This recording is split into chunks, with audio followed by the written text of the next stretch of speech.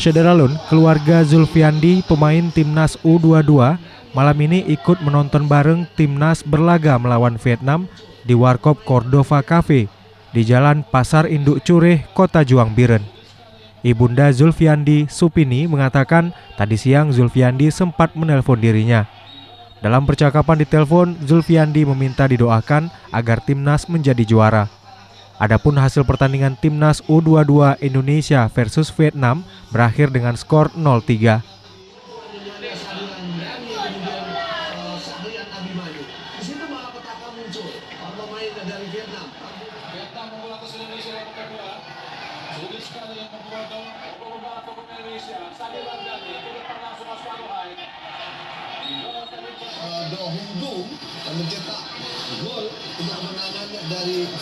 Dari Biren, Ferizal Hasan, Serambi On TV.